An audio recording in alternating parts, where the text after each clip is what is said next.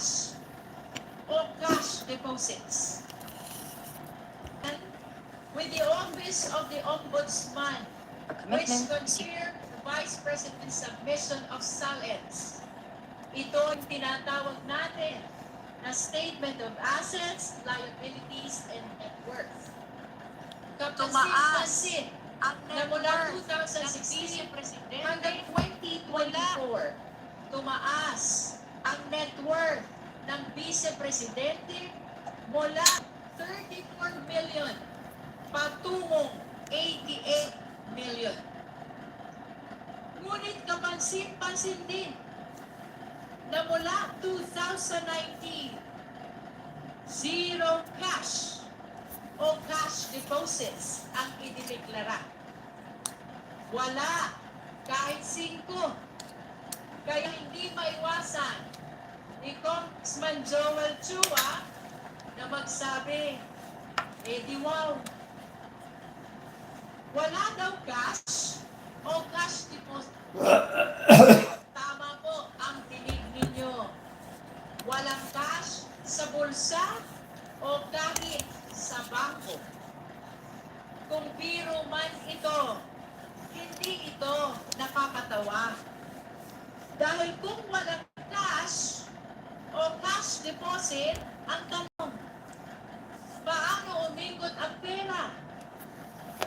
At kung walang laman ang bangko, paano lumaki ang yaman?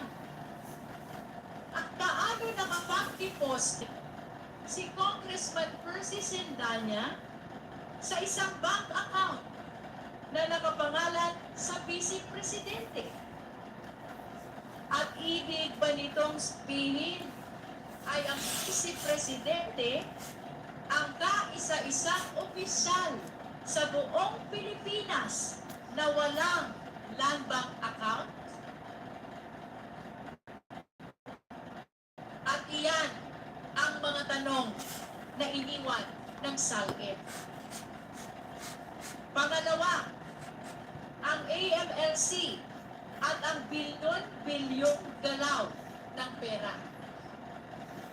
Sumunod na nagpahayag ang AMLAC, isang ahensyang walang kinikilingan, isang ahensyang sumusunod na datos. At sa pagtatanong ni Congressman Terry Ridon, nakita natin ang datos ay malinaw. Kinumpirma ng AMLAC ang mahigit 630 covered transactions at 33 suspicious transactions na nagkakahalaga ng kabuuang 6.7 billion pesos. Siguro, magandang itipin kung gaano kalaki ang halagang ito. Mahigit 6 na bilyong piso. Ready? Let's go. Pag ang sabi Drink. ay sabing zero cash o cash deposit. Pero ang AMLAC ay nagsabing 6.7 billion. Hindi na ito simple discrepancy lamang. O kahit ang basehan natin ay ang net worth na 88 million, napakalayo pa rin nito sa bilyon-bilyong transaksyon na nakita ng AMLAC. Ito na ang tinatawag ni Congressman Cheryl Jokno na smoking gun. Ito na ang pangatlo, ang mga parata ni dating Senator Sonny Trillanes na nakumpirma. Sa buong laon ni Senator Sonny, ganyan katagal ang hinintay ni Senator Trillanes. Ganyan katagal pinagdudahan ang kanyang mga aligasyon. Mga aligasyong pagkol sa mga bilyon-bilyong piso na pumasok sa mga account ng mga Duterte.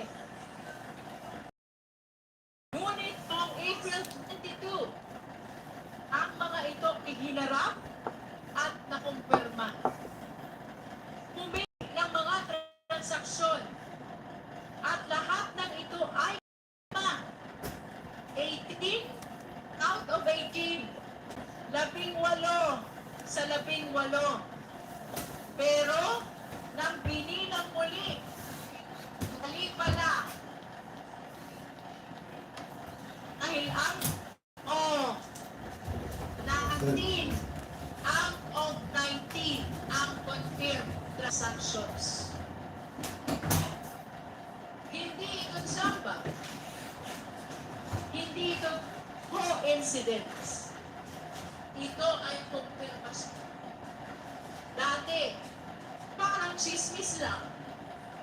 Ngayon, may official record na. At nang mag-match ang mga paratang ni Senator Trillanes at ang official record, lalo pang luminaw ang katotohanan. Madaling salita, SALN, AMLC report, at ang paliwanag ni Senator Trillanes, iisang direksyon ang tinuturo.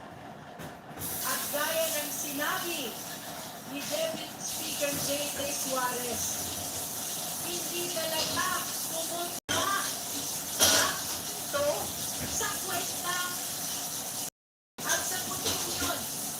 Mabigat ang piniwaktan Congressman Benny Abante. Sinasabi nyo, simpleng buhay, pero paano naging simple 2 milyon ang payout? Dito sa milyon payout, may mga pangalan na nabanggit. Mga pangalan hindi basta-basta makakalimutan. Names like Galian and Sammy Uy. These are not ordinary names. Lalo dahil napakalaking pera ang pinag-uusapan. At base sa payag ni Senator Trillanes, mayroong paliwanag na isang pattern, isang sistema. At dahil dito, dapat magkaroon pa ng mas malalim pa na investigasyon. Kailangan tukuyin ang buong lawak ng network na ito. Kung sino ang sakot, paano gumalaw ang pera, saan ito nagmula, hindi ito pwede baliwalain. This warrants a separate, focused, and full-scale investigation. In this line, we humbly invite the attention of the AMLC, the NBI, the DOJ, and the Ombudsman. At katapos ng diskusyon patungkol sa SALN, the AMLC report, at sa pahayag ni Senator Trillanes, tumuloy tayo sa ibang ebidensya. We also examine corporate records through SEC. At ang bumuluga sa atin ay isang malinaw na panaisipan. Nakita natin na may kumpanya na banggit sa SALN na hindi naman kinikilala ang Vice Presidente bilang stockholder. Napaisip tuloy tayo na baka ang mga pangalan ng alista ay mga anino o dami lamang. Mayroon namang isang kumpanya na nagmamalaki ng gross income, daang milyon. Ngunit ang profit margin ay tila less than 1%.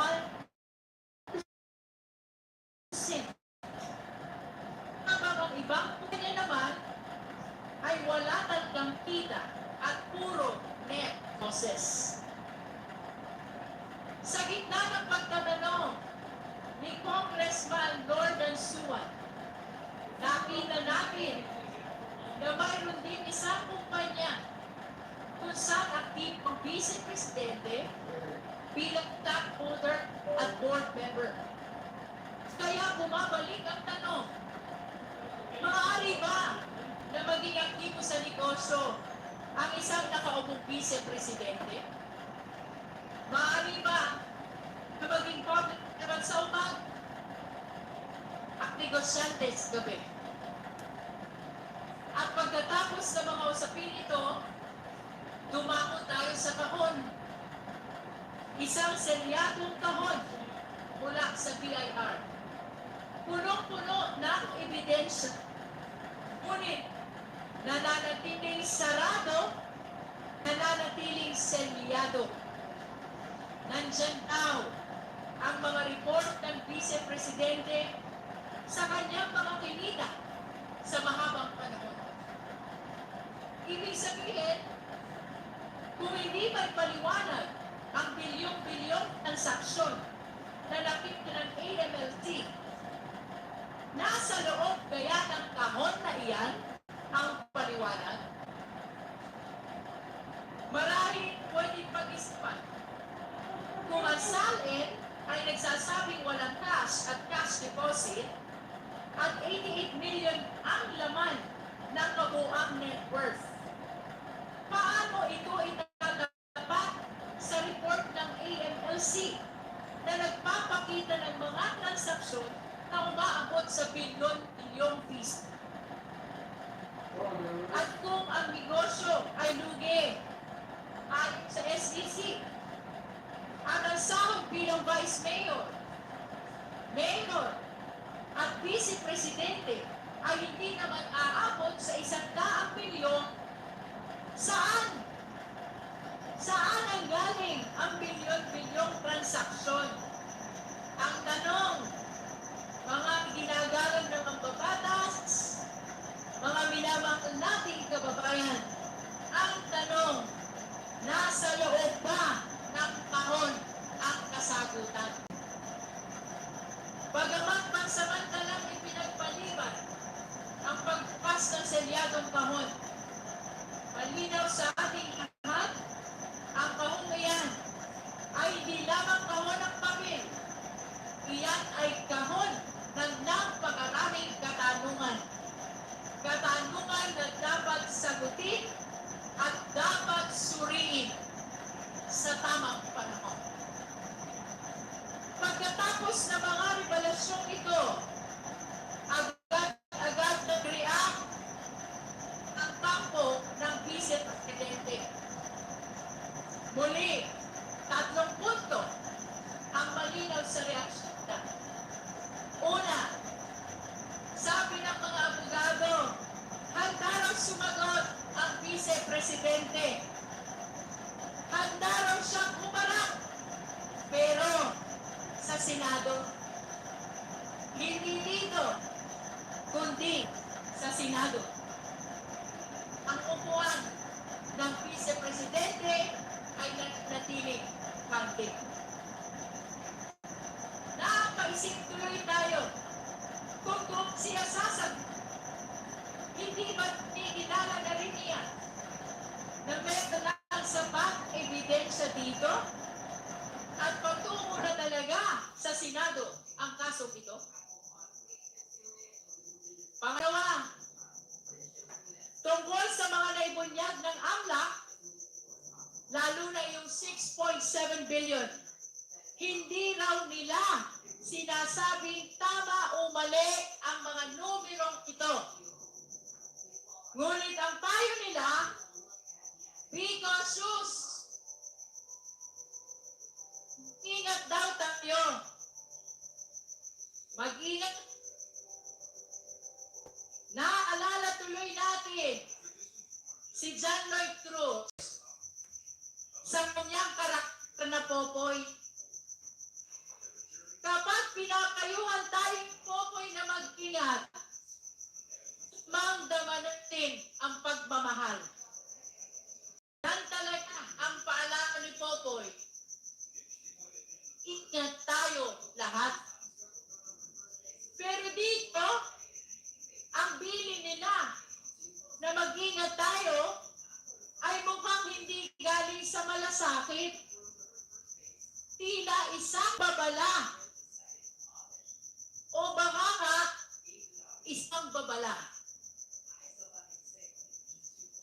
Mag-ingat sa harap ng bilyon-bilyong piso. Yan ang sagot. Napakasimple ang tanong, may pera ba o wala? Mayroon bang 6-7 billion milyon na gumalaw sa ilalim ng mga pangalan nila. At kung mayroon, saan galing? Tayo ang mag-ingat? Be cautious daw? Anong klaseng sagot yan? Mag-ingat daw kasi baka raw bloated ang 6.7 billion na pinanggit ng AMLO.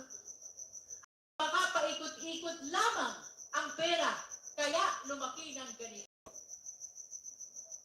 Theoretically, posible. Pero isipin natin, mga kasama sa komite, sinong matinong tao ang gagawa niyan? Anong klaseng tao ang paglalaro at ang pera ng ganoon? Ay ikot-ikot, palibong iba, inflow, outflow, sa loob ng napakaraming taon. Para ano? Para umabot sa bilyon-bilyon. O baka naman, ito na nga ang binabanggit Congressman Adjong. Nilalaphan ang pera. Ayon sa kanya, ang paulit-ulit na labas-pasok ng pondo ay senyales ng money laundering. At kung doon, lalo ito dapat ipaliwanag. Kaya malinaw, panawagan, huwag manghula, huwag mag-atsyon. Ang bising presidente mismo ang dapat magpaliwanag. Kung walang tinatago, buksan ang records. Ipakita ang accounts. Pero bakit hindi ginagawa? Bakit patuloy ang pag-iwas? At ang pangatlo, sa reaksyon ng defensive. Ito na nga, may bagong reklam na naman daw na inihain sa Office of City Prosecutor. Bakit wala pa tayong natatanggap na opisyal na kopya ng nasabing reklamo? Let me see this. Handa kayong appeal. Pero pansinin natin, kung totoo ang mga ulat, ang tinututok ng reklamo ay ang sabina natin at ang proseso ng paglabas ng AMLAC report. Hindi ang nilalaan ng AMLAC report. Klaro, hindi itinatanggi ang mga bilyones na nabanggit sa AMLAC report. At tila inaamin na bilyon talaga tinatago. At ang tanging reklamo lang, bakit din kami binunabo? Magreklamo na sila hanggat gusto nila. Ngunit hindi nito mababago ang isang simpleng katotohanan. Ang konstitusyon ang pinakamataas na batas. At ayon sa konstitusyon, lahat ng opisyal ay dapat may pananagutan sa taong bayan sa lahat ng oras. At metasyon na nilikha ng ordinaryong batas kasama back secret law ay hindi manaig laban sa mandato ng konstitusyon para sa public account. Kung totoo ang mga ulat, ang tinutumbok ng reklamo ay ang sabina natin at ang proseso ng paglabas ng AMLAC report. Hindi ang nilalaman ng AMLAC report. Klaro, hindi itinatanggi ang mga bilyones na nabanggit sa AMLAC report. At tila inaamin Tunay na may bilyon-bilyon talagang tinatago. At ang tanging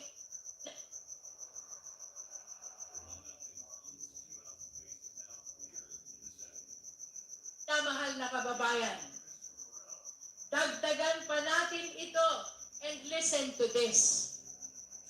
Hindi nilikha ang Bank Secret Law para maging taguan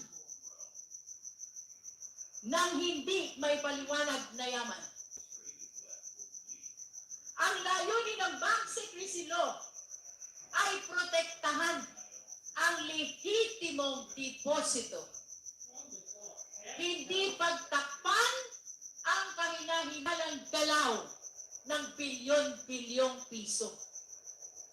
Ang papel ng AMLA ay siyasatin ang mga kahina-hinalang transaksyon at iuna ang mga ito sa kinauukulan dahil ang pagpapalabas ng katotohanan ay hindi paglabag kundi pagsunod lamang sa mas mataas na prinsipyo ng pananagutan. If there is nothing to hide, there is no reason to hide. There is no reason to obstruct. The only people who fear the disclosure of these transactions are those with dirty secrets. Transparency is the only response of those with integrity. Everything else is just an excuse. At tandaan natin, dati pa nilang sinubukan na harangin sa kagalang-galang na Korte Suprema ang kapangyarihan ng komite na mag-issue ng subpoena. Pero hanggang ngayon, walang temporary restraining order o kahit direktiba galing sa Supreme Court. Kaya malinaw, we shall proceed. At yan ang tatlong bagay na ginawa nila. Una, nagdeklara sila na handa silang sumagot sa Senado. Pangalawa, sinabihan tayo na mag-ingat daw tayo. At pangatlo, ang pag-file ng panibagong reklamo laban sa atin. At ngayon, narito na tayo sa puntong ito. April 29, itutuloy natin ang pagdinig. Kung ang nakaraan ay tungkol sa numero, tungkol sa pagkatao. Hindi kung saan napunta ang pera, kundi sino ang may hawak nito. Hindi lamang transaksyon, kundi ang intensyon. Today, this committee will therefore continue its pursuit of the truth. Sisimulan natin sa selyadong kahon na galing sa BIR. Isang kahon na naglalaman ng mga dokumento na maaaring magbigay linaw sa mga katanungan natin. Pero hindi tayo titigil dyan. Dahil pagkatapos niyan, pupunta tayo sa mas malalim at nakababahalang usapin. We will examine allegations involving threats, intimidation, possible violence, destabilization. Ang paratang na, kung totoo, ay hindi lang nakakaalarma, kundi lubhang mapanganib para sa ating lahat. May mga video, may mga salita, may mga pahayag na kailangang patunayan. Kaya inaasahan nating marinig ang paliwanag ng NBI, National Bureau of Investigation. Sila ang magdadala ng mga video. Sila ang tutulong sumagot. sa mga karagdagang katanungan tungkol sa mga ito. So let us be clear. This is no longer just about discrepancies. This is now about character. Sino ba talaga ang vice-presidente? Siya ba talaga ito? Ang vice-presidente? Ang ikalawang pinakamataas na opisyal ng Republika ng Pilipinas na malinaw na nagbanta sa buhay ng presidente na nag-utos na patayin ang presidente. Siya ba itong uhaw sa karahasan na nakuha pang magsalita tungkol sa pagpugot ng ulo ng presidente? Is she a public servant bound by the same laws as the person on the street? Or one who believes she is above the law? Siya ba ay lingkod bayan na yumuyuko sa batas? O isang makapangyarihang tao na gustong paluhurin ang batas? Ano ba talaga ang kanyang tunay na kulay? Iyan ang tanong natin sa araw na ito. Iyan ang susubukin nating sagutin. At sa huli, babalik tayo sa pinakasimple, ngunit pinakamabigat na tanong sa prosesong ito. Sa gitna ng mga paratang laban sa vice-presidente at sa gitna ng mga ebidensya, karapat-dapat ba siya sa posisyon niya? Is she still fit in her position as Vice President of the country? Gaya ng lagi nating sinasabi, wala tayong papanigan, kundi ang katotohanan. Saan man tayo dali ng ebidensya, doon tayo susunod. Gaano man ito kalayo, gaano man ito kahirap, doon tayo pupunta. Our mandate is clear. Our resolve is clear. Guided by the Constitution, anchored on evidence, and faithful to the trust of the Filipino people, and above all, led by the clear voice of our conscience, we shall continue this hearing. Ang sabi ng kampo ng Vice-Presidente, let us be cautious. Mag-ingat daw tayo. Ang sagot natin, let us be truthful. Magpakatotoo tayo. With that, maraming salamat po. We direct the committee secretary to call the case.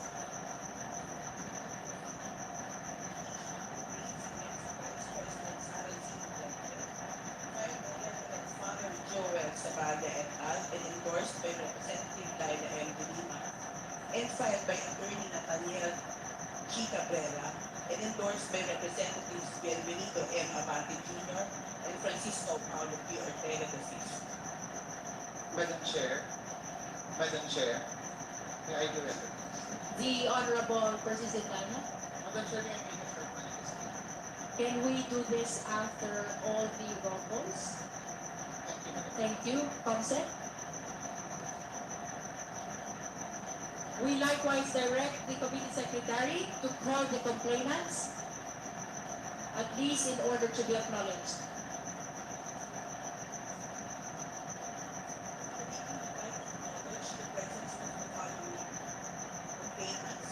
Call the complainant, Concept. Father Joel Adena Sabada, Father Rogelio del Rosario MG, Sister Geraldine Dinoga DC, Miss Pinky Tam, Papalo Consilito Sarabia, CM, and their counsel, Attorney Amando Virgin Bigutan, and Attorney Stephen Magano. For the We acknowledge, we wish to place on record that the private complainants, together with the counsels in the Zabalia et al. Impeachment complaint, are present in today's hearing. That is for the record. For the Cabrera impeachment complaint, the committee would like to acknowledge the presence of complainant, Attorney Natalia G. Cabrera. We likewise place on record the private complainant, Attorney Nathaniel Cabrera, is likewise present in today's hearing. That is for the record as well. Will we direct at this juncture the COMSEC to call the respondent Vice President?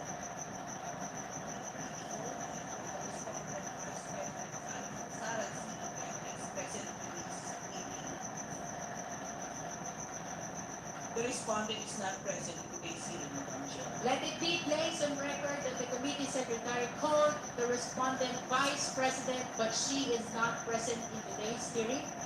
The purpose of that call is to extend to her the continuing opportunity evidence, including counter evidence and clarificatory questions through the justice members. That is for the record.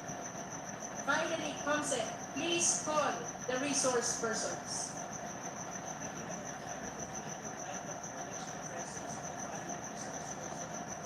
The National Bureau of Investigation, NBI Director Attorney Melvin D. Matiba, Agent Johnny Mark Calino, Supervising Agent Jeremy Loco, Senior Agent Homer Angluben, Attorney Al Matthew P. Umali, Attorney Yentel Malikad, and Miss Lia Vanessa Asuncion. That's all, Chair. Except for Director Melvin Matiba, who has taken his oath already during the prior hearings, we are requesting the rest of the resource persons from the National Bureau of Investigation to rise so that the oath will be administered. COMSEC.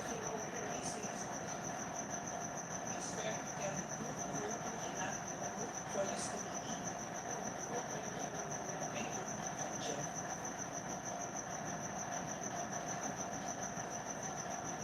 We shall now begin our clarificatory hearing proper mentioned during before I proceed. Honorable Sendanya for his manifestation. Kami po sila Madam Chair, nagpamilya po kanina si Basha. So naalala ko yung pelikula ni Popoy at ni Basha, yung One More Chance. At kanina po, pagpasok natin dito sa hall, nakita ko po yung matatapang natin mga citizens na nag-file ng unang impeachment complaint ng 19th Congress. May I request them to please rise? Sila po yung representation ng One More Chance. Kasi po nag-udlot yung impeachment complaint na yon at ito yung One More Chance nila para mapanagot ang Vice Presidente ng abuso sa kapangyarihan at nagnakaw sa kaban ng bayan. Salamat po. Nais ko pong bigyan din, Madam Chair, yung desperadong attempt ni Miki Sara at ng kanyang asawa para intimidate tayo dito sa Committee on Justice at ang mga miyembro dito. Tulad po na napanggitin nyo nito nakarang Lunes, nagpunta po sila sa City Prosecutor's Office, ang mga abogado ni Atty. Manasseh Scarpio para po ireklamo at magsampa ng kaso sa mga miyembro ng Committee on Justice. Kaya lang po, parang may favoritism si Atty. Manasseh Scarpio dahil ilan lang po tayo ng mga pinigna sa kanyang kaso at hayaan po bigyan ko ng shout-out ang mga classmate ko sa kaso ito.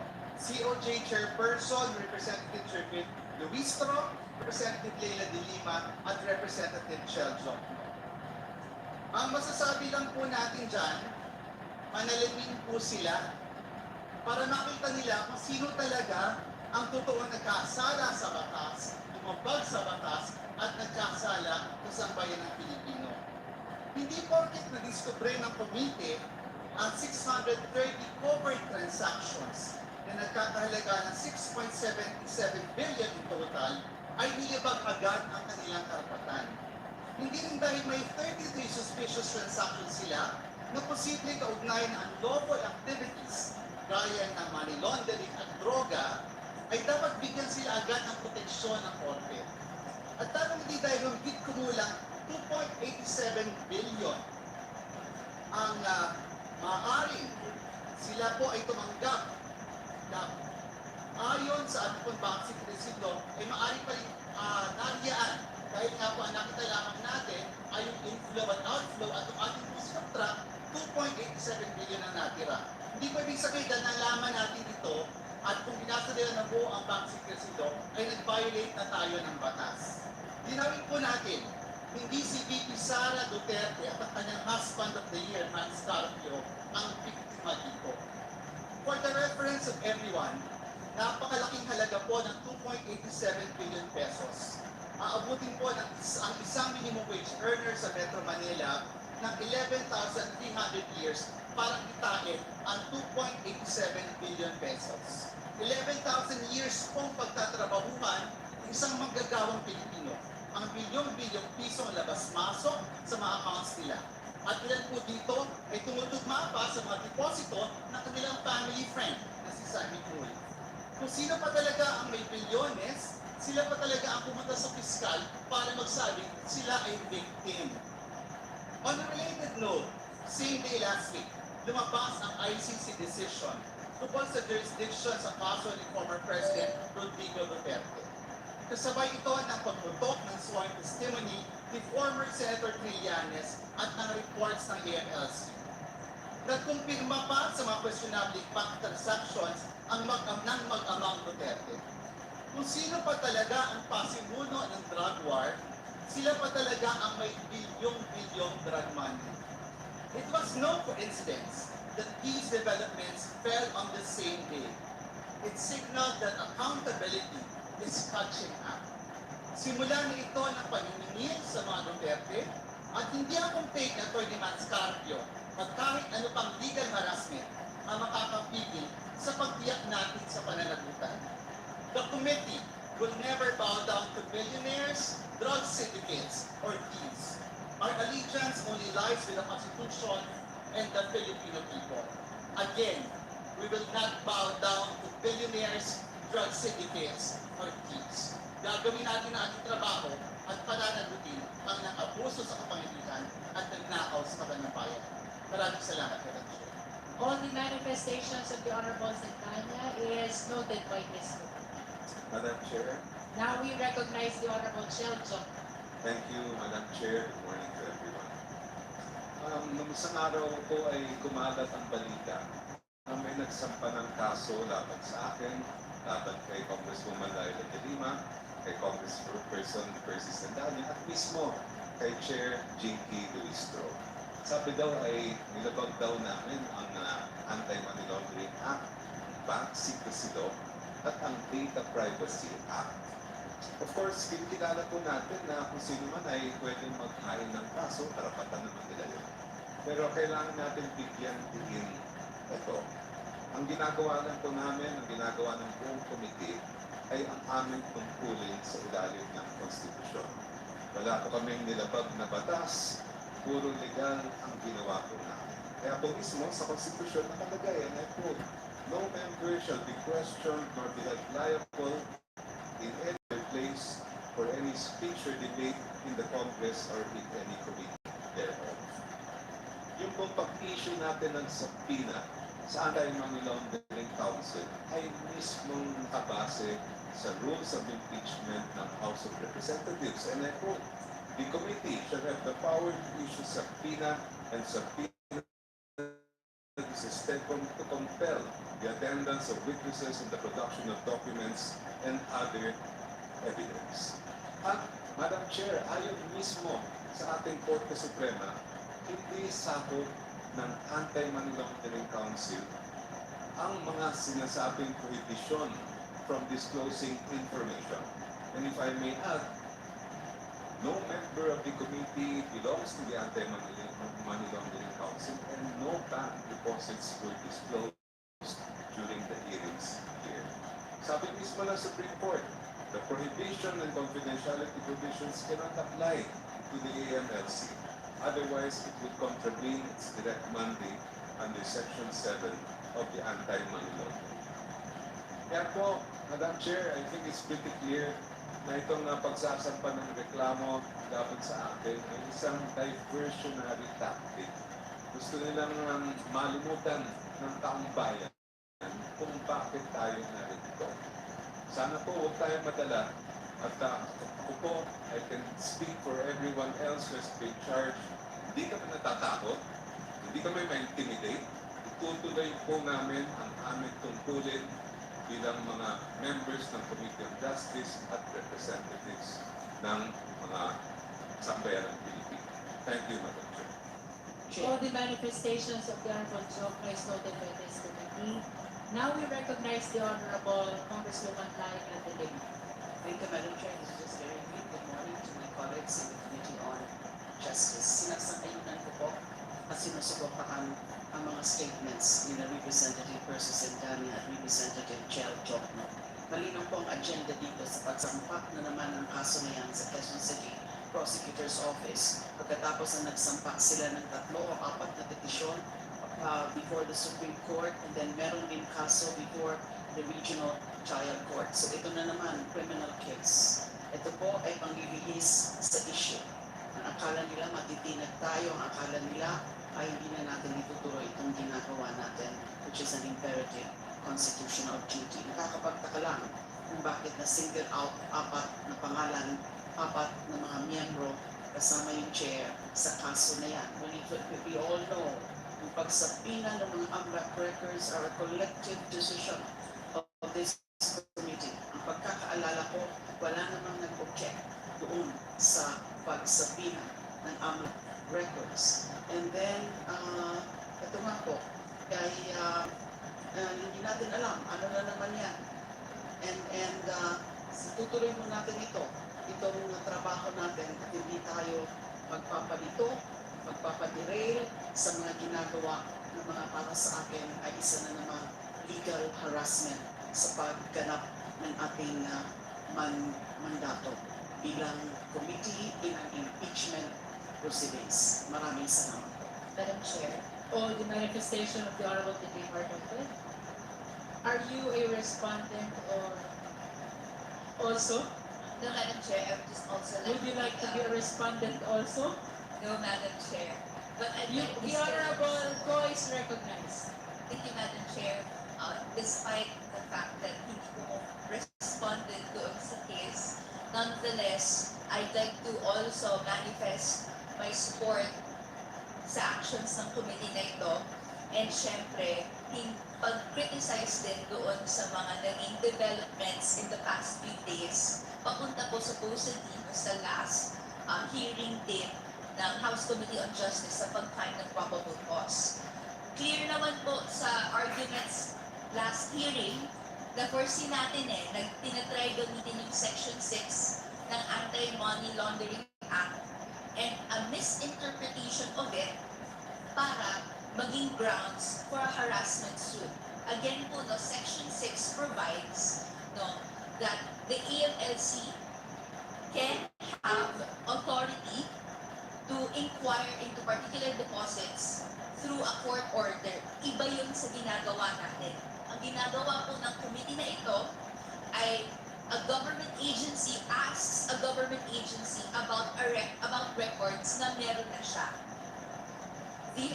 The suit filed before the Supreme Court against members of the House Committee on Justice, clear po ito na desperate attempt para huling magkaroon ng paglihis sa issue.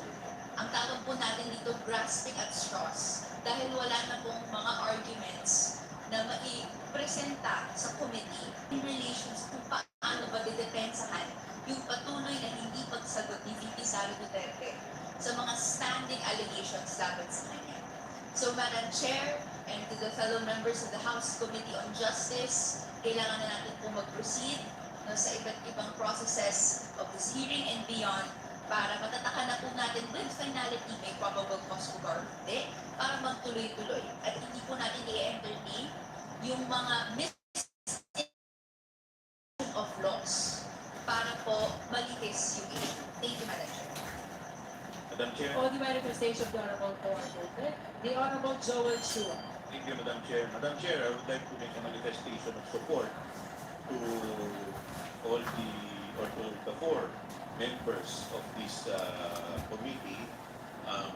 Alam po ninyo, meron po tayong tinatawag na immunity, parliamentary immunity sa ating po sa ligang batas.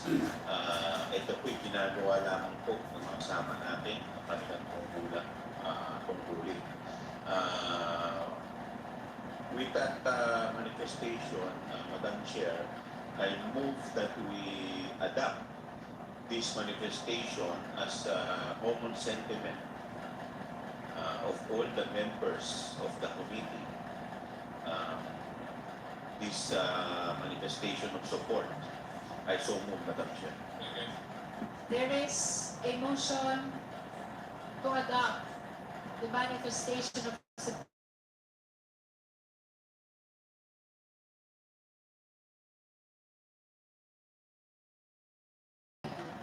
The same, is there any objection? Hearing none, the motion is approved.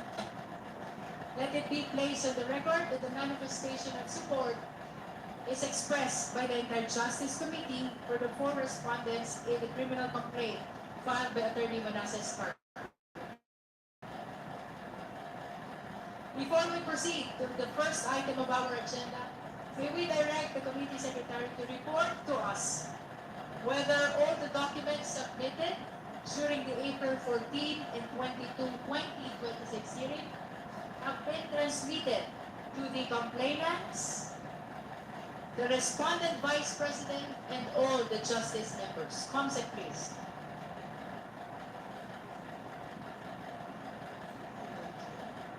Documents submitted by the National Bureau of Investigation on April 14, 2026 were sent to all members as well as to the complainants and respondent. As far as the respondent is concerned, it was sent to the office of the Vice President as well as to her counsel, Fortuna Narvaez and Salazar, on April 15, 2026 at 5:56 p.m. It was acknowledged by Central Office Unit of the Office of the Vice President on April 15, 2026 at 5:59 p.m.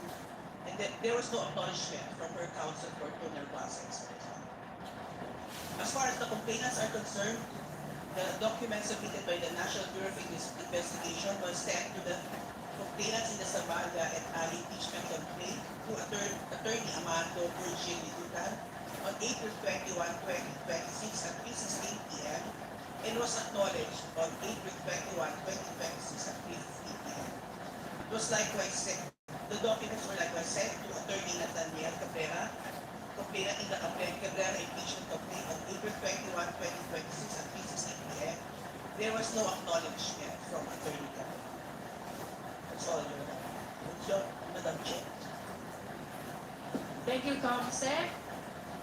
We are now proceeding to the first item in our agenda, and that is to resolve the matter that was laid on the table during the April 22 hearing, the question of whether or not to open the BIR box.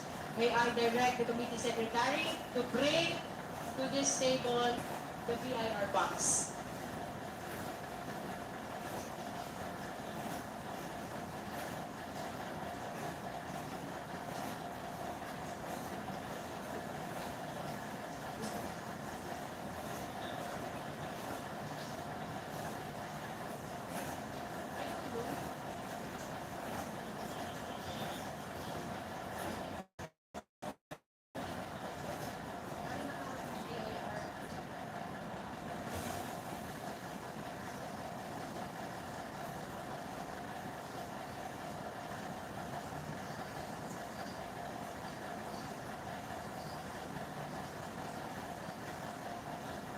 May I direct Vice Chair Del Zamora to confirm to the committee that the BIR box remains sealed. Yes, Madam Chair, as seen from the four sides of the box remains sealed, and we still see the tape that was placed there as well as the signature of the Commissioner. Thank you, Madam Chair. The floor is now open for manifestation, clarificatory questions, motions regarding the question of whether or not to open the BIR box. Madam Chair.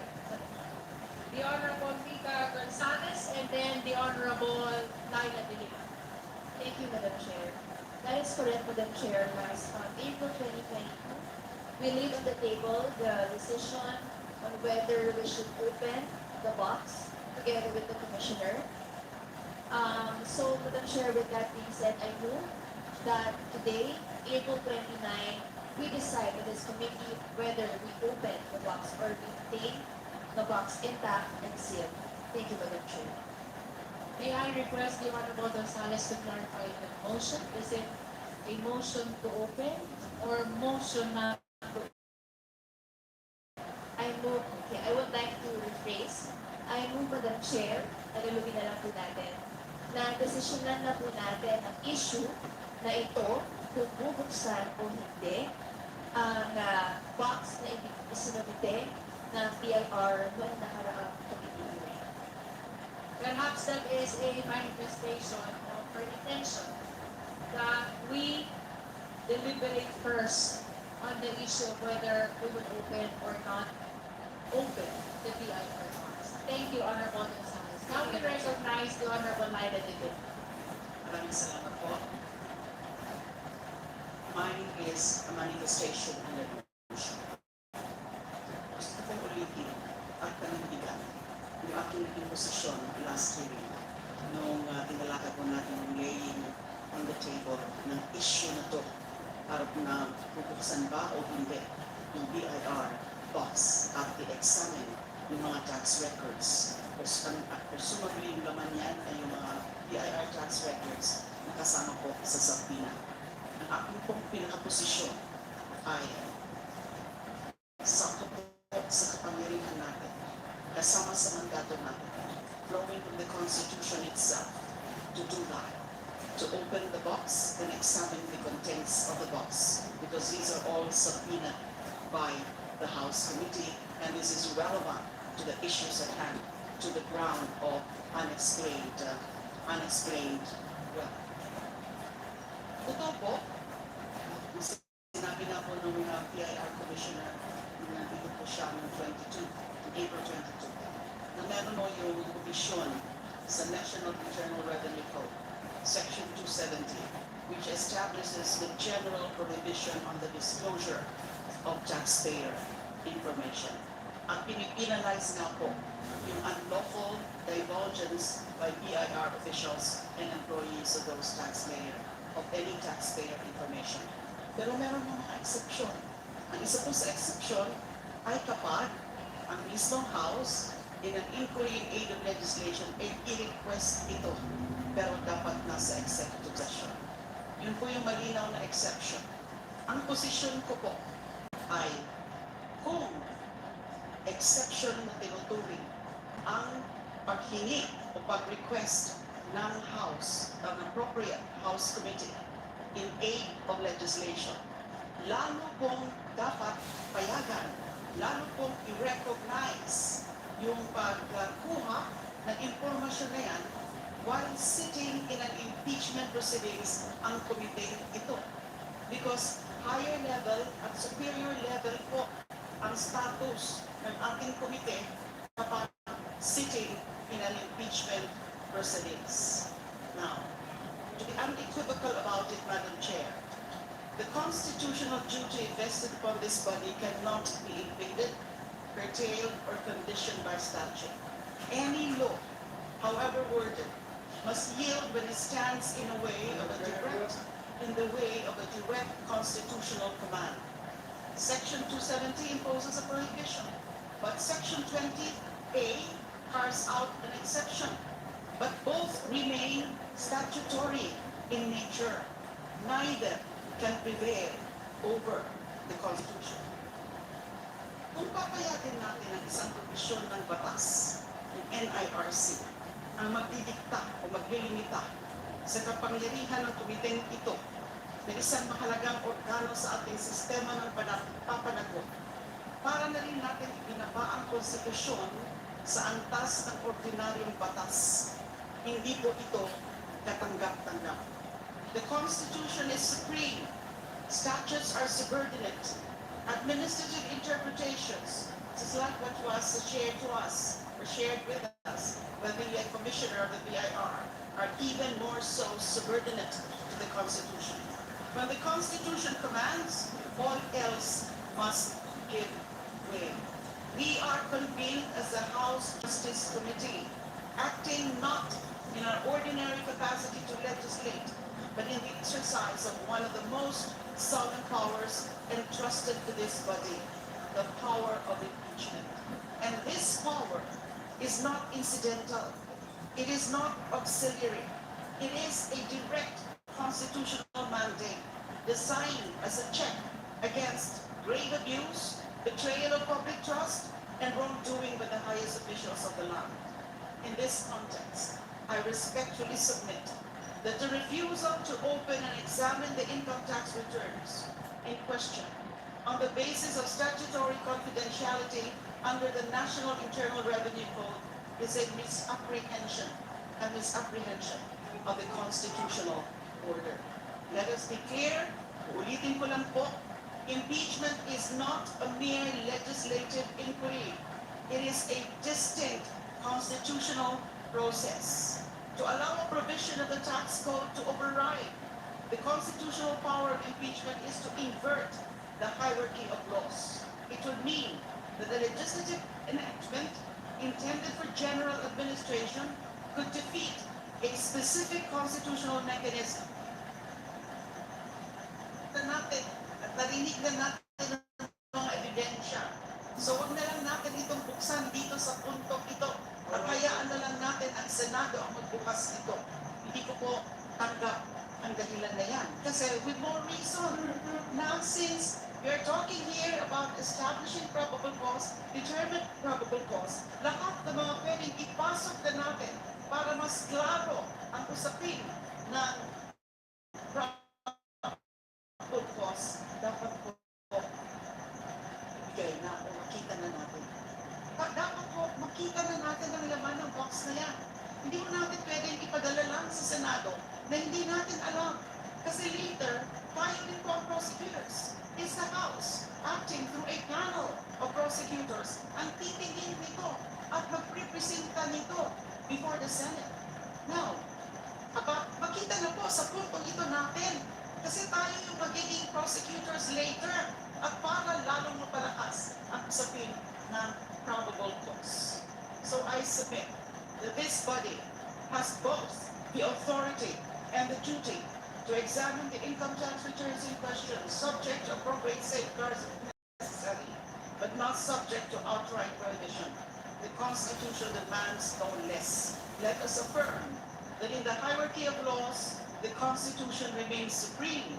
Let us affirm that impeachment is a meaningful power, not an empty formality. And let us affirm that no statute may be invoked to defeat the people's right to accountability. For these reasons, I maintain and I move that this committee should proceed with the opening and examination of the income tax returns, the supposed contents of that box, and to reject any interpretation mandate. Thank you, Madam Chair. Just for the record, the motion of the Honorable De Lima is to open the BI reports. The Honorable Lawrence Defensor and then the Honorable Benny Abad. Thank you, Madam Chair. Ang pagbubukas po ng mga box ay nagbabago ng kapalaran ng ating bansa. Nakita na natin yan ng 2009. At tandaan po natin at huwag na huwag natin kakalimutan na ang impeachment is the highest form of national interest to determine the accountability and fitness of the highest leaders of the country. Dapat po mabuksan ang box na yan. Kahit pag hindi nabuksan yan, parang tayo ang gumawa ng betrayal of public trust. We should let the Filipinos see what's inside that box and allow the members of this this committee to assess what evidence is inside the box.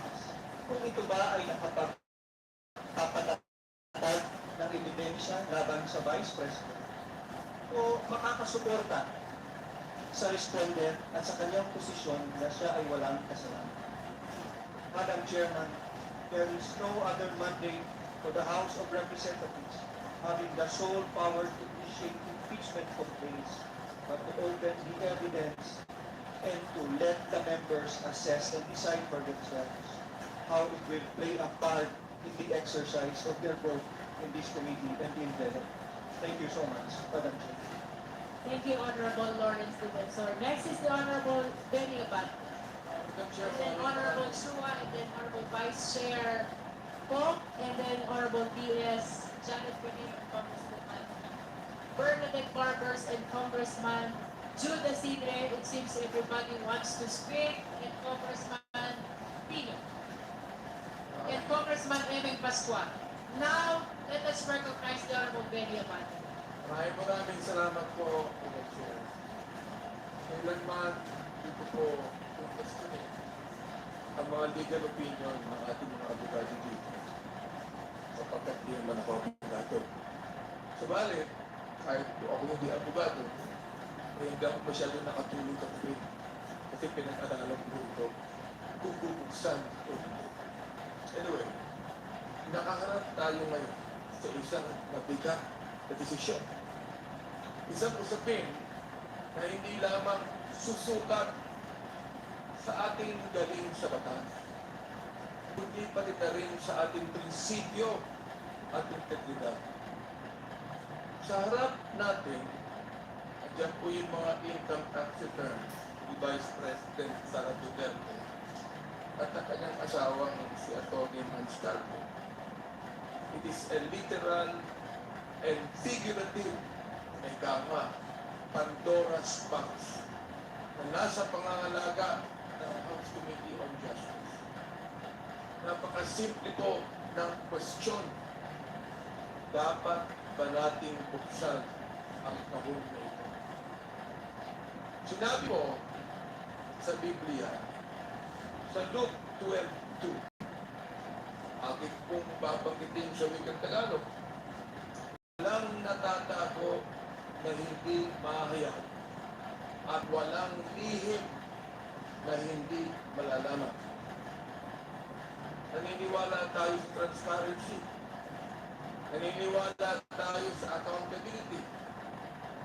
Ngunit bilang mga magbabatas, kailangan din natin maniwala sa tinatawag natin prudence o sa wikang Tagalog, tamang pagpapasya.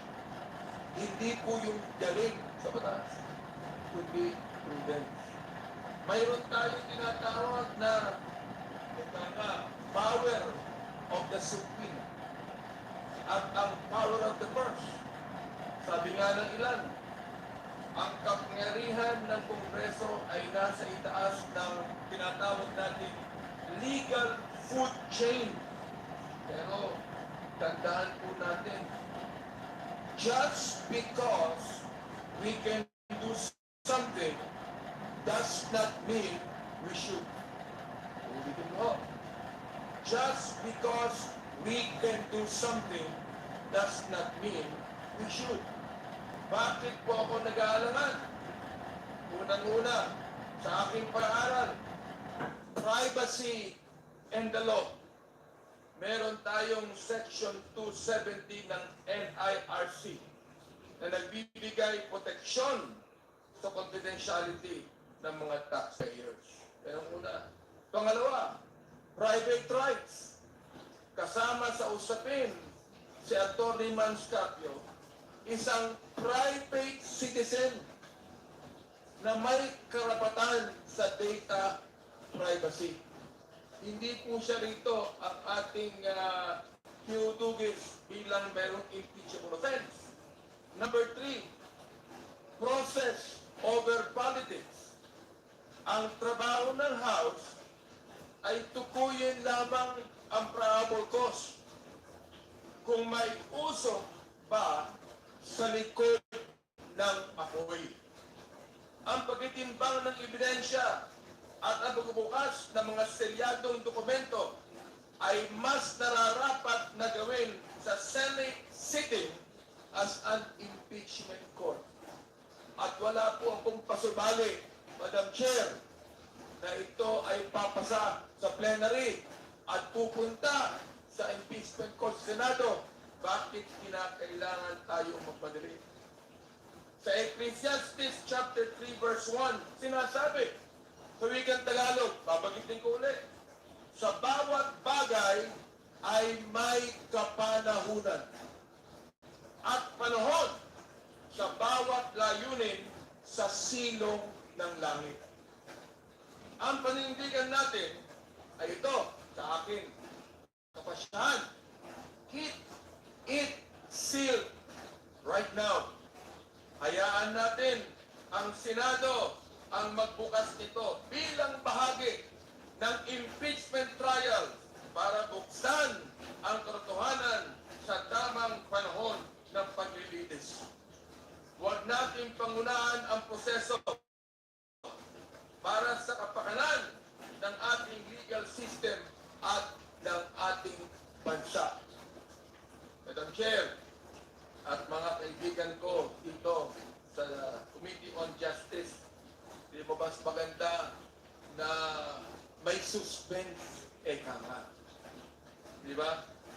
Nasuri na natin ang impeachment complaint at mga nakalakip na ebidensya.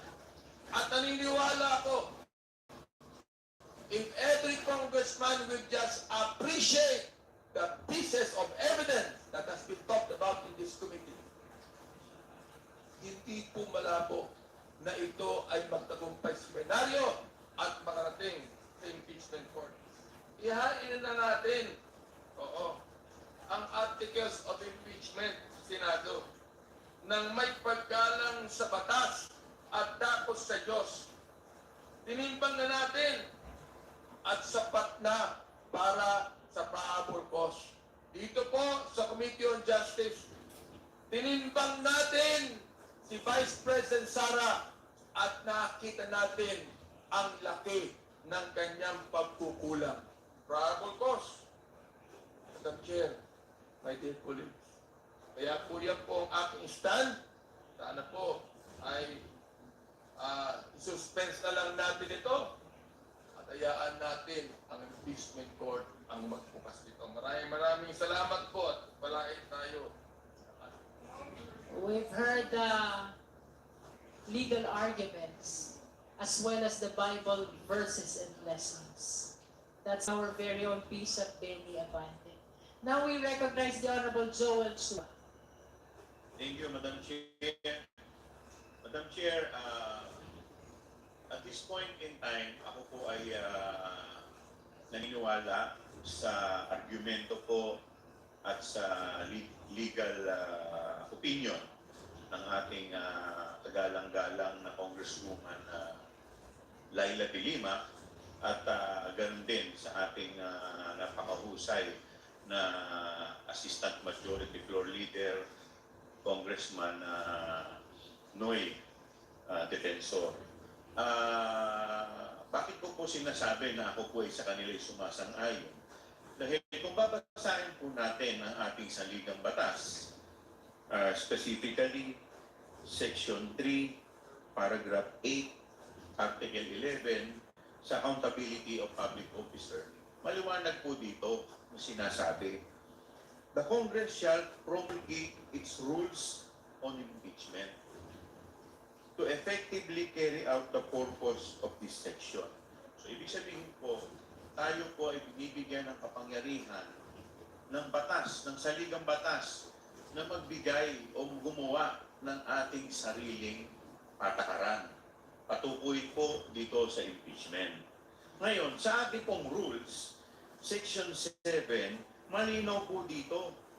Sabi po dito, the committee shall have the power to issue compulsory processes for the attendance of witnesses and the production of documents and other related evidence. Ito pong nasa harapan natin na ITR na selyado na galing po sa BIR, ito po ay produkto o bunga ng compulsory process na inisyu po netong committee. At yun po ay ang subpoena duces tecum. Ngayon, kung meron pong conflict at sa konstitusyon, lagi pong mananaig ang nakalagay po sa ating saligang batas. Hindi naman po tayo nagsabpina para sa isang selyadong box. Ang sinasabpina po netong committee to ay yung ITR o yung nila naman po netong box. Kaya ako po naniniwala na tayo po ay talagang may karapatan. Subalit, for purposes of determination of probable cause, sabi nga po ng ating kagalang-galang na congressman galing po sa East 6th District ng Maynila, dapat tayo rin ay mag-iingat.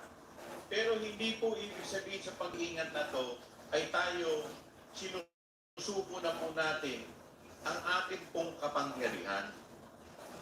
So ako po ay pagpapalimang ko po dahil ito pong usapin na ito ay maaaring dumating din sa Senado.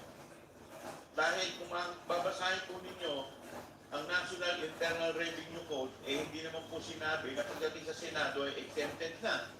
Yun po ang kanilang magiging argumento. Pero base po dito sa ating konstitusyon at sa ligang batas, tayo naman po talaga ay mayroong karapatan. Kaya po, ako po ay i-reserve ko po ito for purposes of determination of probable cause. Tayo po ay pupunta sa hakbang ng pag-iingat. Maraming salamat po, Madam Chair. Thank you, Honorable Chua. Now we recognize one of the Vice Chairs of the Committee on Justice, Honorable Brian Poe from the FPJ Party List. Madam Chair, on the motion to open the BIR sealed box, I believe transparency and justice must be fair. Commissioner Mendoza himself placed on the record the operative parameters under which the Bureau may produce the taxpayer returns, that the Bureau is authorized to furnish returns upon the request of Congress and in aid of legislation, but that any return identifying a particular taxpayer is to be received only when the committee is sitting in executive session or upon the written consent of the taxpayer. That is the framework set by Section 71 in relation to Section 270 of the National Internal Revenue Code, or RA 8424. That is the framework that the Commissioner brought before this. The 21-4 deferral met that framework. Nothing on the record has since displaced it. We must be wary of the precedent that we set in this impeachment proceeding. However, should the impeachment proceed to trial in the Senate, I believe they will do the right thing and further investigate the documents presented by the BIR. I have faith in the integrity of the House and the Senate. This matter should be discussed when the time is right. But for now, we are merely discussing probable cause, which I believe we have sufficient evidence. The AMLAC reports referencing 6.77 billion in transactions. And for those reasons, Madam Chair, I feel that maybe this may not be the correct time for the opening of this box.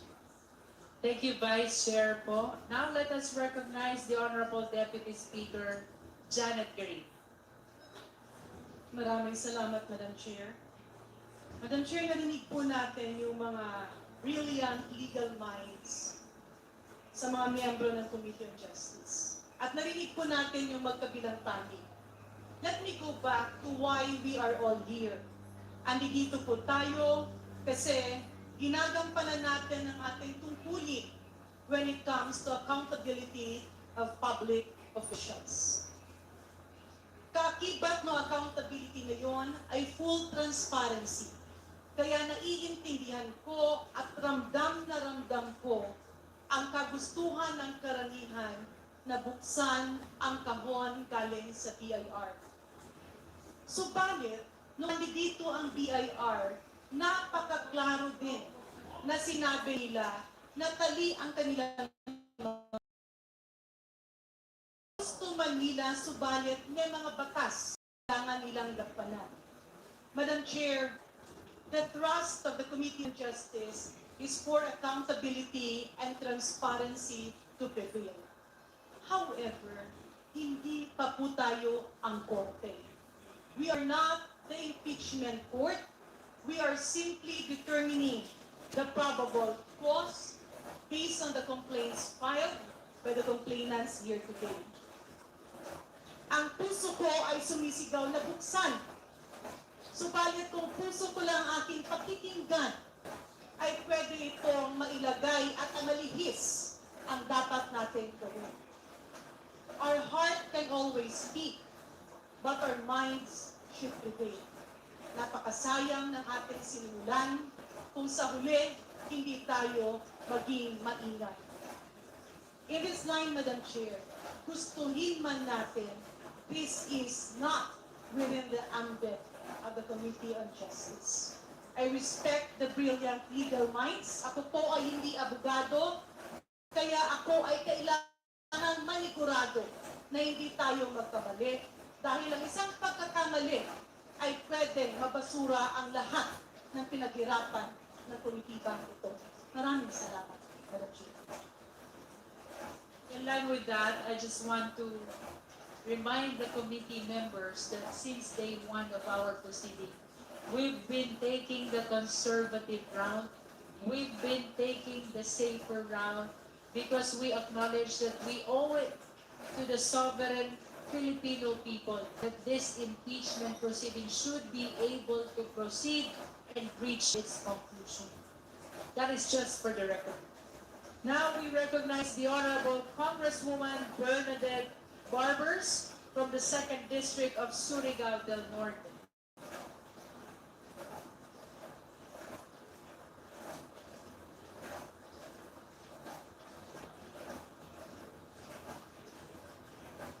Good morning, Madam Chair.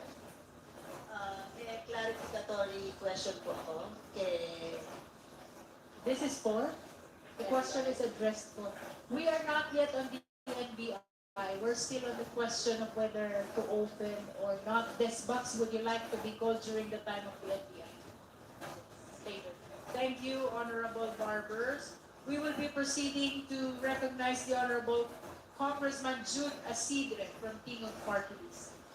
Madam Chair, allow me to speak for the many who are probably listening to our proceedings today. Sa mga nakaraang pagdinig, malinaw na nakita natin na ang mga hindi pangkaraniwang financial transactions na na-flag ng AMLA. Kasabay dito, nasuri natin ang mga SALN kung saan inilahat ang mga negosyo at business interest ng pangalawang Pangulo at ng kanyang asawa. Batay sa mga datos na lumabas, kapansin-pansin na ang nakakarami sa kanilang mga negosyo ay hindi kumikita at sa makatuwid ay hindi maaaring maging pangunahing pinagmulan ng kanilang yaman. Kung ang pahayag ng pangalawang Pangulo, Madam Chair, ay ang bawat sentimo ng kanilang yaman ay nagmula sa mga lehitimong pinanggagalingan at may sapat na dokumentasyon, mas lalong magiging mahalaga na makita at masuri natin ang mga dokumentong ito. Hindi po ito usapin ng pagdududa lamang. Ito po ay usapin ng pagtitiyak.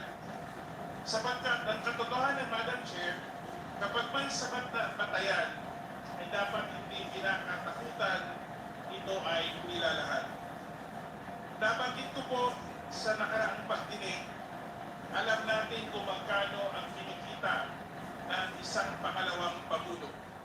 The Vice President's salary is a matter of public record. Natin na ang mga negosyong nakasaan sa SALN ng Pangulo ay palugi at hindi kumikita. Kaya hindi maaaring maging sapat na pinanggagalingan ng mga malalaking yaman. At bagaman walang dineklarang cash deposits, ito nakaraang pagdinig kinumpirma ng AMLA ang 18 suspicious transaction mula sa kabuuang 6.7 billion covered transactions. Ito ay malinaw na pagpapakita na may mga bahagi pa ng kailangan pang puluan. Kaya Madam Chair, mahalaga na may-update natin ang lahat ng ito, yung SALN, ang mga naglag ng transaksyon, at higit sa lahat sa mga income tax returns sa ng Bureau of Internal Revenue. Doon lang natin makikita kung magkakatugma ang kita, ang ari-arihan, at ang galaw ng salipin. Doon natin masusukat ang sinasabing lehitimong pinanggagalingan ay may konkretong patunay. Madam Chair, hindi po natin ito masasagot sa mga paliwanag lamang. Hindi po ito matatapos sa mga pahayag.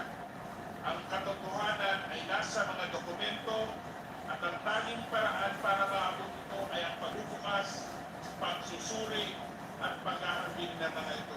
Sa huli, Madam Chair, kailangan natin buksan ang mga dokumento ito para maghanap ng mali, kundi para maghanap ng katotohanan. Hindi para manghusga, kundi upang makapagbigay linaw, lalong-lalo na po sa mga miyembro ng committee ito. Hindi para magdulot ng ingay, kundi para maibalik ang tiwala sa proseso ating ginagawa. At kung ang lahat ay tunay na ayon sa batas, ang pagbubukas ng mga dokumento ang siyang pinakamalinaw, ang pinakamalakas na panunay nito. Kaya kung walang tinatago, Madam Chair, dapat walang tinatatakot. Kaya po sinusugan ng tinatawang ito ang panukala ng kagalang-galang Leila de Lima na buksan ang mga dokumento at hayaan magsalita ang katotohanan. Maraming salamat. Thank you, Honorable Asigre. At this point in time, we recognize the Honorable Papa Spantillo from the ACT Teachers Conference. Maraming salamat, Madam Chair. Consistent po dun sa nag-iunang botohan natin sa nakaraang hearing, yung posisyon po natin ay dapat buksan na ang box na yan. Taon, yan po ang ating posisyon. At bukod sa mga nabanggit na po, no, na hindi lang ordinaryong hearing ang ginagawa ng committee ito, kung punit ginagampanan ang mandato ng Constitution na impeachment proceeding. So, pinakamataas na proseso ng accountability para sa mga pinakamataas na opisyal. Pero, bukod pa ron, malinaw din sa nakaraang hearing na yung BIR mismo, sa pahayag ng kanilang commissioner, ay nagsabi na ayon sa kanila, pag-intindi sariling batas na gumagabay sa BIR, ay tingin nila pwede na ibigay ang mga request na tax documents at pwedeng buksan ng komite, however, kailangan daw ng executive session. So, sila mismo, kaya nga nila binigay dito dahil tingin ng BIR ay pinahihintulutan ito ng batas. Ang huling punto, dahil marami na pong argumento na sinabi dito, ang huling punto na nais kong itiin, tignan muli natin ang National Internal Revenue Code, Section 71, disposition of income tax returns, publication of lists of taxpayers and filers. Nakasaad po rito, after the assessment shall have been made as provided in this title, the returns together with any corrections thereof, which may have been made by the Commissioner, filed in the office of the Commissioner, shall constitute public records and be open to inspection as such upon the orders of the President of the Philippines under rules and regulations to be presented by the Secretary of Finance upon the recommendation of the Commissioner. Ang gusto ko lang po i-emphasize dito ay yung sinasabi ng provision ng batas na income tax returns shall constitute public records and be open to inspection. So public records po yan. Yan po ang malinaw mandato at intensyon ng batas. Hindi po ito sikreto. In fact, parang SALN ng mga public officials ay pwedeng inspeksyonin, gayon din po ang para sa SALN at hindi lang po para sa mga opisyal, kundi para sa lahat. So sa tingin po natin, dapat hindi malaking issue. Lalo pa sa isang impeachment proceeding na buksan at suriin ang nilalaman ng taon na yan. Maraming salamat. Thank you, Honorable Tino. Next to manifest is the Honorable Congressman Eric Pascual from the 4th District of Nueva Ecija. Thank you, Madam Chair. Tayong lahat sa pumili dito, di lang dito, buong Pilipinas, lahat tayong gusto lumabas ng katotohanan. But we must also be mindful of our role. Hindi ko ito kaya. This is not selling. Our role is limited. Just to determine the probable cause. Kung meron tayong sapat na ebidensya, kung ma-establish sa committee ito, hindi natin kailangan ng mga ebidensya. Hindi tayo magsasabing kung guilty o hindi ang Vice President. Pag meron tayong iniipon ng matitibay na ebidensya, testimonya ng mga tao, public records, dalhin natin sa Senado. Totoo ang sinabi ni Madam Chair, Jimmy Luisto. Ang kahon ang magbibigay ng linaw sa lahat. Subalit, sumasang-ayon ako kay Congressman Benny Abante. Mas hakdang panahon sa Senado, doon natin ito buksan. Opening the box now may blur the line between our function and that of the Senate. Dapat hayaan natin sa Senado buksan ang kahon. That's all, Madam Chair. Salamat. I just want to place on record that the position of the endorsers are divided. While the endorser of the Zabalia et al. Complaint is moving to open the PIR box, the endorser of the Cabrera complaint is moving it's not still a motion, but your position is not to open the PIR box. I think this is one question before this committee. For hearing your manifestations, really, I can say that the committee is totally divided. Nonetheless, let's continue to hear the position of the other justices. Madam Chair, may I be recognized? There is a list, Honorable Jokno. I will be calling you after the Honorable Tegama. Thank you. Okay.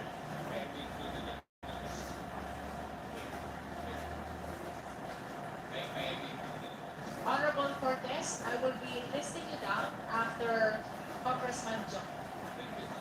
Thank you. Madam Chair,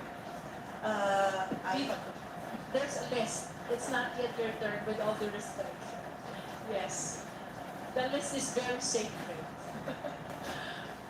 I will be listing down Kong Elago. Kong Matibag is already listed. After Kong Evan Pascual, we will recognize the Honorable Congresswoman Ann Matibag from the 1st District of Laguna. Thank you, Madam Chair. While I understand the sentiments of our dear colleagues, Madam Chair, I just want to stress that there is room or only exceptions, pero this is not unlimited. So we stick with the rules under the NIRC. Pwede lamang po natin buksan ang mga dokumento kapag tayo ay nasa executive session at gumagawa ng batas. At we are not in the proceeding or in the inquiry in aid of legislation. We have to also protect our members in the House of Representatives, also our government officials from the BIR. Nagkaso na po sa AMLA report, so huwag na po natin idagdag ang mga kaso at protektahan natin ang ating batas at ang ating mga kasamahan. Huwag na po sana natin pilit na buksan ang mahiwagang box nito, Madam Chair. Thank you. Thank you, Honorable Matibag. Now we recognize the Honorable Deputy Speaker J.J. Suarez from the 2nd District of Quezon. Thank you very much, Madam Chair. Madam Chair, in the last hearing, ako po yung nagpupunta para i-table muna ang pagbubukas itong mahiwagang green box na ito. Lahat naman po tayo ay gusto po natin malaman kung ano po ang nilalaman at kung ang nilalaman po ba nito ay makakatulong sa natin para makarating sa isang tamang desisyon pagdating sa pagdedetermine ng probable cause. Napakinggan ko po ang posisyon ng maraming mga legal luminaries natin na kasama natin ngayon dito sa ating hearing. At sa palagay ko po, legally, may sapat na po tayong dahilan para buksan yan at malaman. Ngunit, maging practical din po dapat tayo.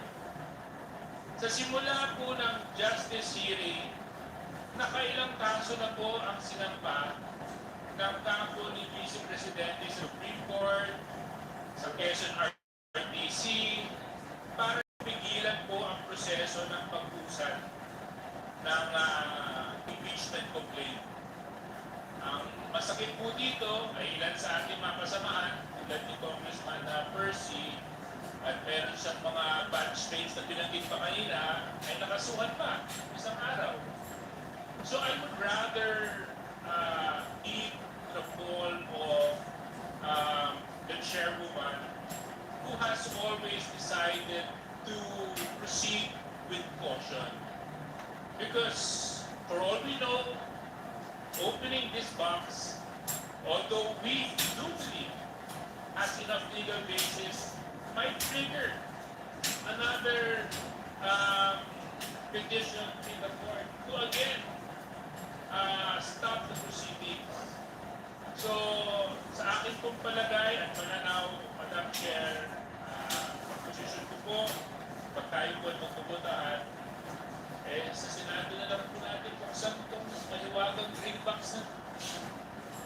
Tapos, doon na lang po mag-aalaman. Mahalaga para sa ating lahat, may pagpatuloy po natin ang proseso na malaman natin kung meron pong sapat na batayan ang impeachment complaint laban sa Vice Presidente. Maraming salamat. Thank you, D.S. Suarez. Next is the Honorable Janice Decamo from Negros Oriental 3rd District. Thank you, Madam Chair.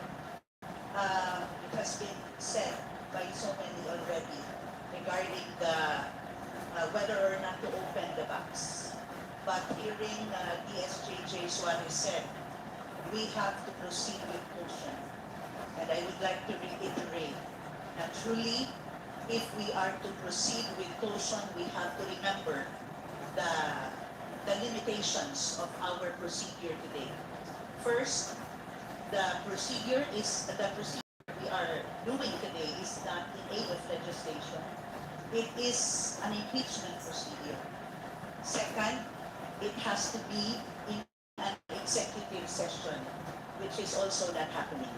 And thus, since I am not a lawyer, I would like to stick to what is being said and let the next stage proceed. Sa Senate na lang po siguro talaga. Maraming salamat po. Thank you. Next is the Honorable Congressman Lawrence Suwan from Cagayan de Oro 1st District. Madam Chair, I would have to ask what is the direct connection between the IDRs of the Vice President and Attorney Manscarpio and the articles of impeachment?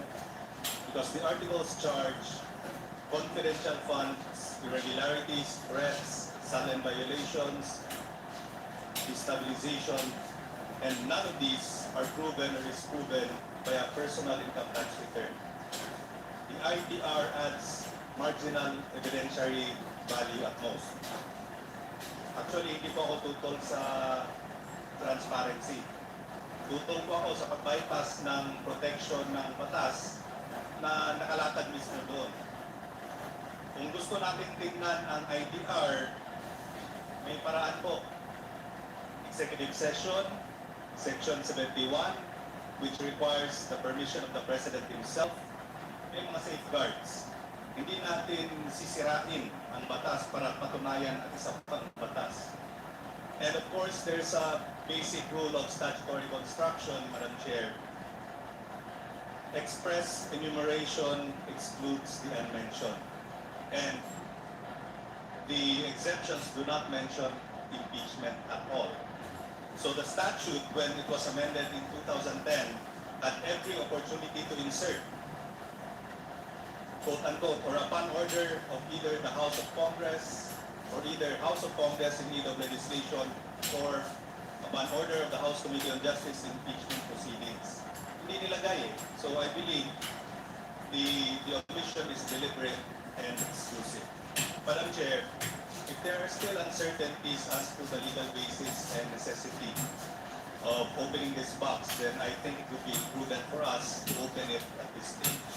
These are protected by law, and any disclosure must be clearly and unquestionably authorized, not based on assumption or discretion.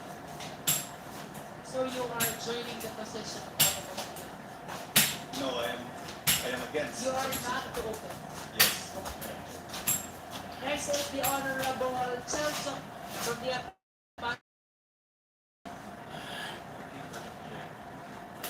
First of all, to be clear, ay pinaniniwala na may kapangyarihan ng Committee on Justice na buksan yung kahunayan. But to me, the crucial question is, kailangan ba natin buksan? The question is in relation to the determination of probable cause. And if we are talking about probable cause, para sa akin ay nandiyan na ang ebidensya. Sapat na yan para makapag-determine na tayo kahit hindi natin bubuksan yan kahunayan. Meron pong nasasabihan sa batas sa ex abundante cautela with extreme caution.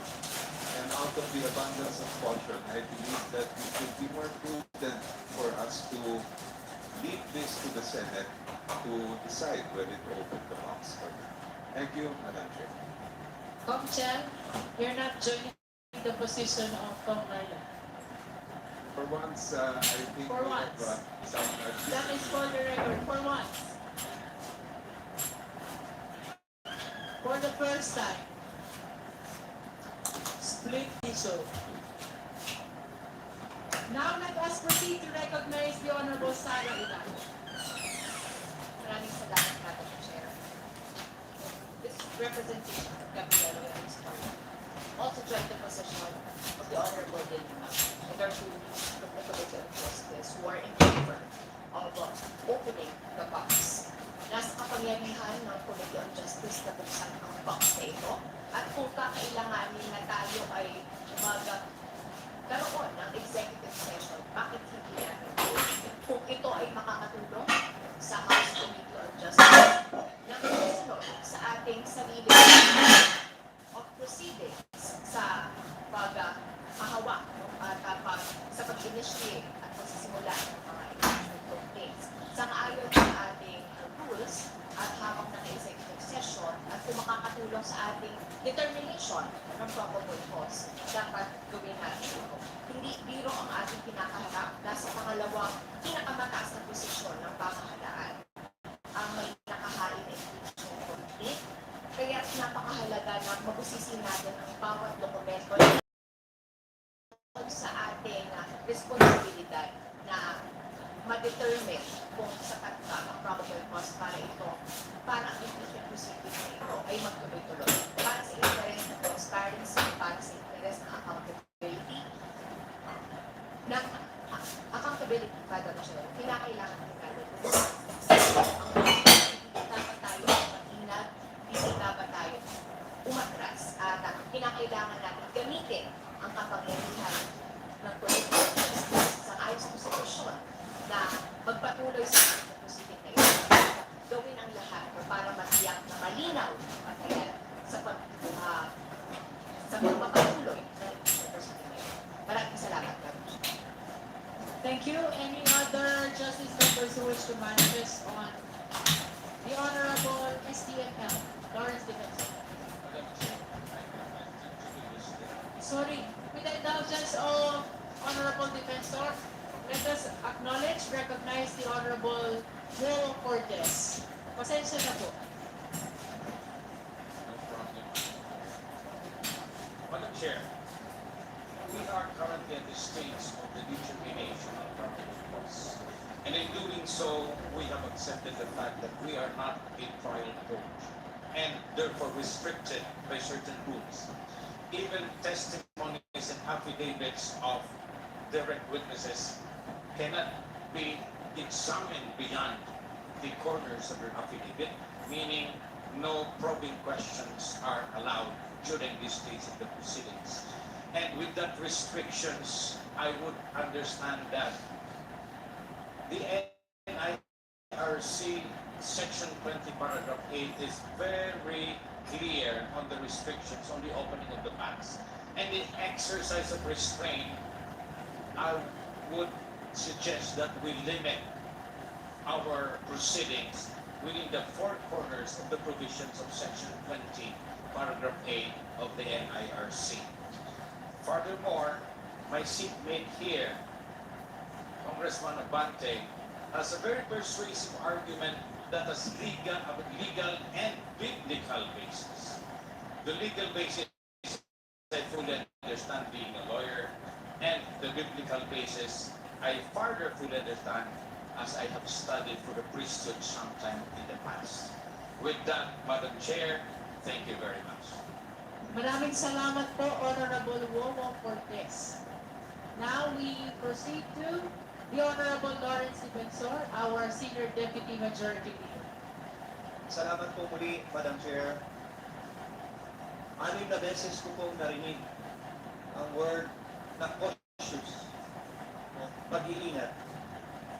At sangayon po akong dapat mag-ingat tayo at maging cautious tayo.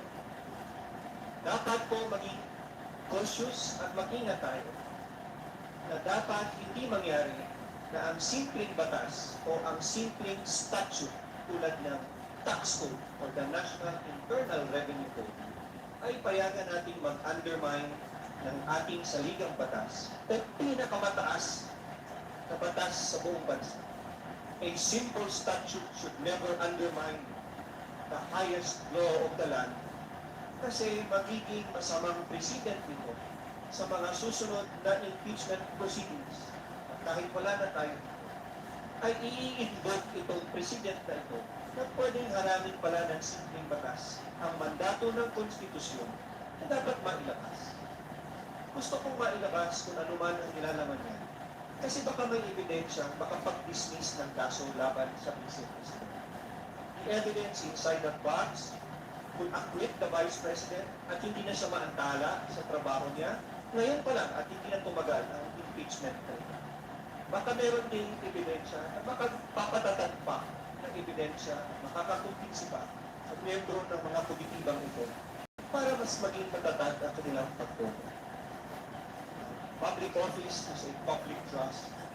Naniniwala ako na in every move that we take, it should always be the Constitution and the spirit of the Constitution that should govern our proceedings in this committee. Maraming salamat po, Madam Chair. Thank you. Klaro naman yung position ni Cong Dilema as well as SDNL Defensor. As simple as the Constitution is paramount. And this is the power behind the accountability mechanism. The Honorable Ko. Thank you, Madam Chair. Madam Chair, I join Representative De Lima in her motion na buksan ang kahon for the simple reason that Congress in its proceedings sa pagiging House Committee on Justice paghanap ng probable cause in impeachment proceedings. Supreme ito. May supremacy siya over statutes such as the tax code which provide limitations kung paano ipoproseso yung information such as tax returns. That is applicable on specific circumstances as provided by law or even in ordinary circumstances. Pero the impeachment proceedings are not ordinary circumstances na maaaring mas ipantay or even pababain sa level ng statute.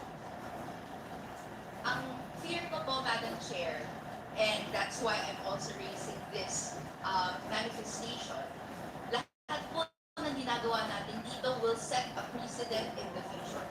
Should there be similar impeachment proceedings kung saan tatanungin ano yung extent ng kayang gawin ng House Committee on Justice, they might look on April 29, 2026 at ang desisyon ng House Committee on Justice na mas limitahan ang kanyang kakayahang mag-imbestiga ng naaayon doon sa pag-establish ng probable cause ng impeachable official.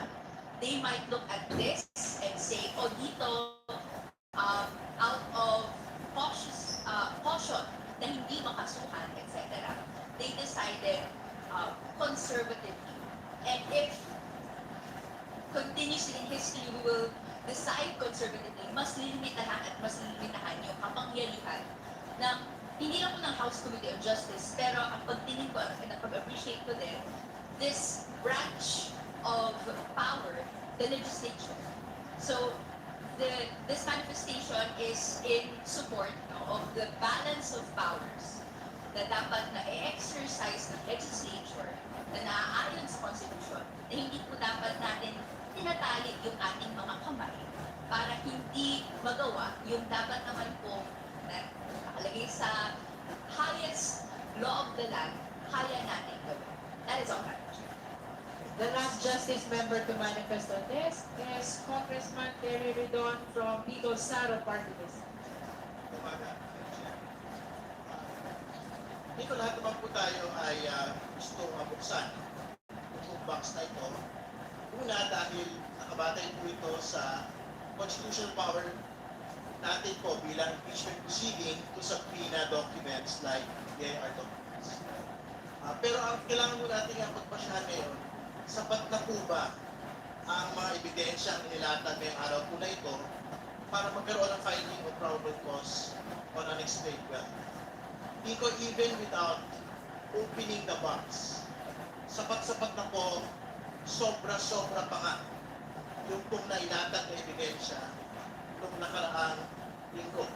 Balikan po natin ulit ito.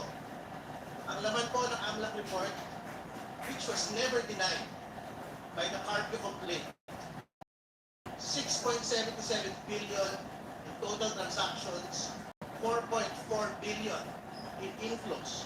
Pumasok na pera sa mga bangko na mag-asawang Duterte Carpio, 1.5 billion in outflows na hindi mo natin makita sa SALN ng pangalawang Pangulo.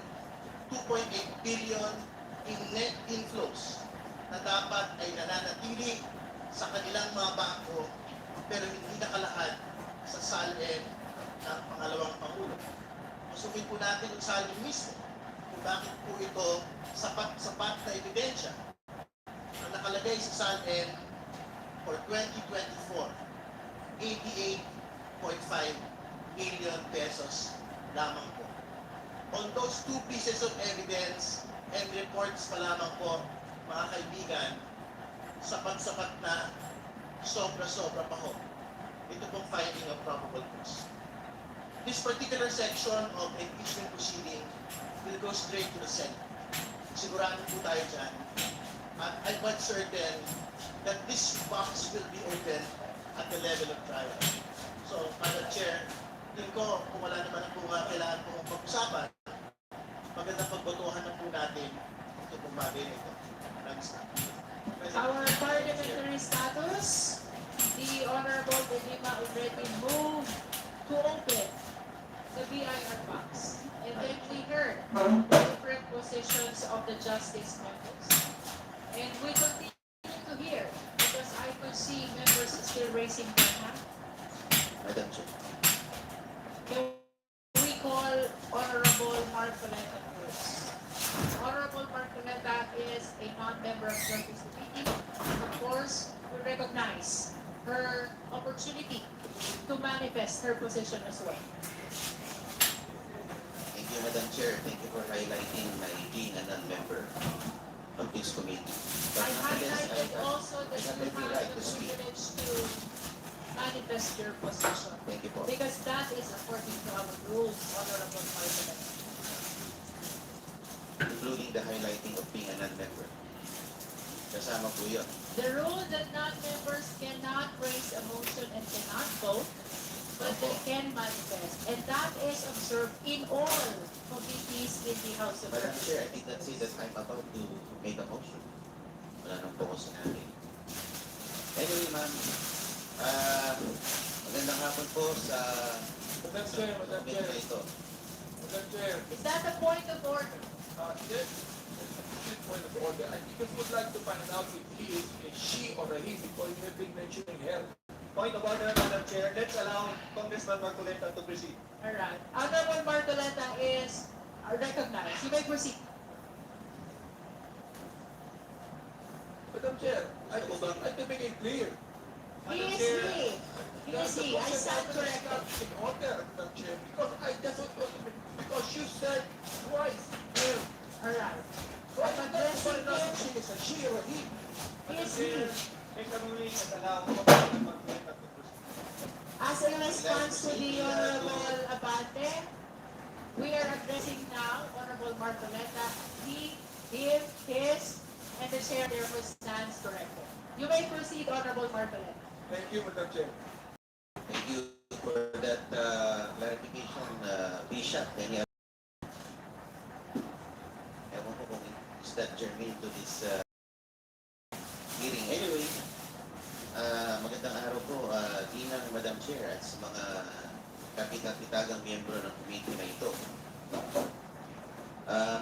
Marahil ay inaasahan nyo na ako po ay magbibigay ng manifestasyon para tutulan ang pagbubukas ng box na yan mula sa BIR. Ang katunayan po, ako po ay hindi tututo. You may go ahead and open it all you want. Sabi nga ni Madam Chair, hawak niya ang clip. Sino ba naman ako para pigilan ito?